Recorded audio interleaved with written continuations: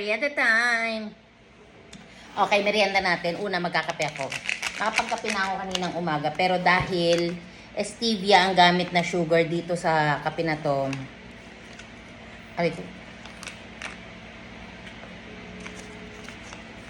Timpla muna tayo ng kape. And then, may idea ba kayo kung anong merienda ko ngayon? Actually, ang dami kong pwedeng i-upload sana no itong mga nakarang araw. Hindi ko pa ina-upload. So, ito yung kape natin. Diba? And then, ang merienda natin ay charan. Actually, napirasuhan ko na.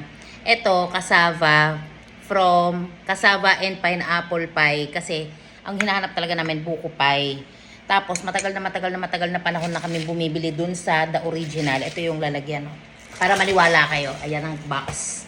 The Original. Buko pie talaga binibili namin. Pero, kulang daw ang kanilang mga buko. Kaya, ang meron lang, pineapple pie at saka cassava. So, yun ang merienda natin. Masarap to kasi hindi masyadong matamis. Tapos, may buko-buko. Ayan o. Teka, dito.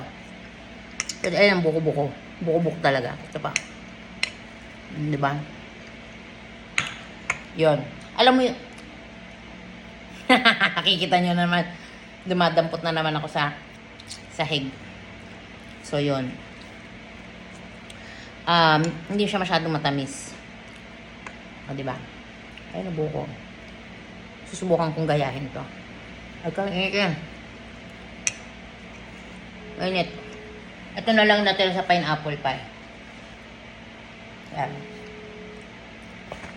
Ito pala itsura ng pineapple pie. Ayan o. Marami naman siyang pineapple. Kaya lang, medyo matamis. Hindi ako masyado nang happy sa matamis na ganito. Ayun.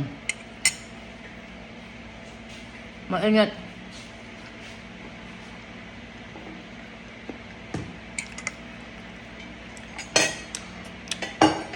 Anong lasa ng pineapple pie? Masarap naman, may papel oh. Katulad niyan. Oh, 'di ba? May papel. Sa paghiwa lang siguro.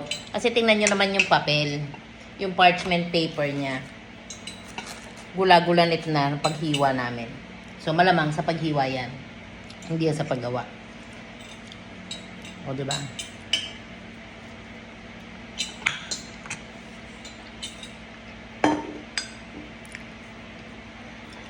Masarap, maasim-asim na matamis. Marami naman pinya. Pero syempre, kung ako tatanungin, buko pie o pineapple pie, hindi buko pie syempre. Pero hindi rin ako masyado mahilig sa buko pie.